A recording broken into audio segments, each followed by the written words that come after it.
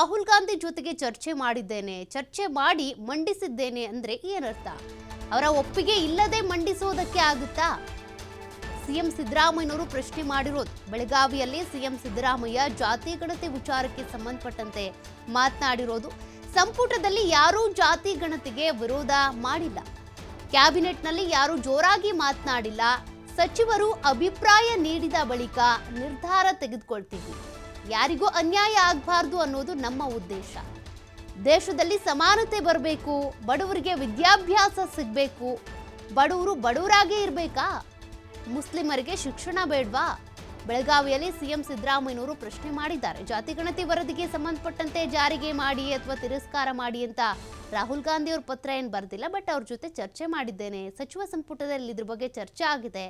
ಸಚಿವರಿಗೂ ಅಭಿಪ್ರಾಯ ಕೊಡಿ ಅಂತೇಳಿ ಪತ್ರದ ಮೂಲಕ ಲಿಖಿತ ರೂಪದಲ್ಲಿ ಮಾಹಿತಿ ಕೊಡಿ, ಅದ್ರ ಬಗ್ಗೆ ನಿಮ್ಮ ಅಭಿಪ್ರಾಯ ತಿಳಿಸಿ ಅಂತ ನಾನು ಹೇಳಿದ್ದೇನೆ ಅಂತ ಸಿದ್ದರಾಮಯ್ಯನವರು ರಿಯಾಕ್ಟ್ ಮಾಡಿದ್ದಾರೆ.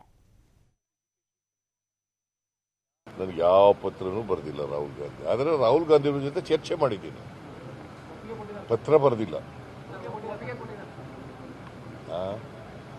ಚರ್ಚೆ ಮಾಡಿದ್ದೀನಿ ಅಂದ್ರೆ ಏನರ್ಥ? ಚರ್ಚೆ ಮಾಡಿ ಮಂಡಿಸಿದ್ದೀನಿ ಅಂದ್ರೆ ಏನರ್ಥ?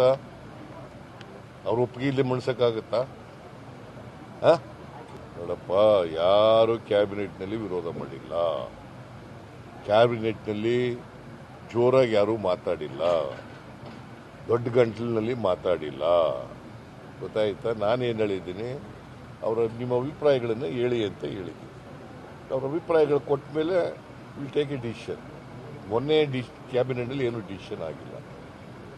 ಅವ್ರ ಅಭಿಪ್ರಾಯಗಳನ್ನೆಲ್ಲ ಓದ್ಕೊಂಡು ಬಂದು ಅಭಿಪ್ರಾಯ ಕೊಡಿ ಅಂತ ಹೇಳಿದ್ದೀನಿ. ಅವ್ರ ಅಭಿಪ್ರಾಯ ಕೊಟ್ಟ ಮೇಲೆ will discuss again in the cabinet and will take A decision. ಯಾವ ಜಾತಿಗೂ ಅನ್ಯಾಯ ಆಗಬಾರ್ದು ಅನ್ನೋದು ನಮ್ಮದು. ಲಿಂಗಾಯತರಿಗೂ ಅನ್ಯಾಯ ಆಗಬಾರ್ದು, ಬ್ರಾಹ್ಮಣರಿಗೂ ಅನ್ಯಾಯ ಆಗಬಾರ್ದು, ಒಕ್ಕಲಿಗರಿಗೂ ಅನ್ಯಾಯ ಆಗಬಾರ್ದು, ಜೈನರಿಗೂ ಅನ್ಯಾಯ ಆಗಬಾರ್ದು. ಯಾವ ಜಾತಿಗೂ ಅನ್ಯಾಯ ಆಗಬಾರ್ದು. ಇದು socio economic and educational survey. ನಿಮ್ಗೆ ಅರ್ಥ ಆಯ್ತಾ?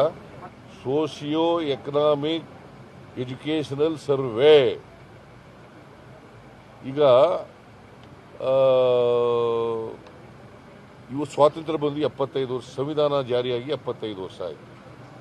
75 ವರ್ಷದಲ್ಲೂ ಬಡವನಾಗೇ ಇರಬೇಕಾ? ಸಮಾನತೆ ಬರಬೇಕಲ್ಲ ಎಲ್ರಿಗೂ. ಇನ್ನು ಜಾತಿಗೆ ಅಂಟ್ಕೊಂಡೇ ಇರಬೇಕಾ? ಎಜುಕೇಶನ್ ಸಿಗ್ಬೇಕಲ್ಲ ಬೇಡ? ಈಗ ಮುಸಲ್ಮಾನರಿಗೆ ಎಜುಕೇಶನ್ ಸಿಗ್ಬೇಕ ಬೇಡ?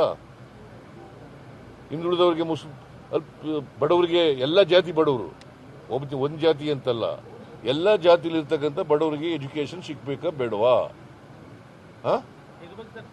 ಮತ್ತೆ ಅವರಿಗೆ ಆರ್ಥಿಕವಾಗಿ ಸಾಮಾಜಿಕ ಶಕ್ತಿ ತುಂಬಬೇಕಾ ಬೇಡವಾ?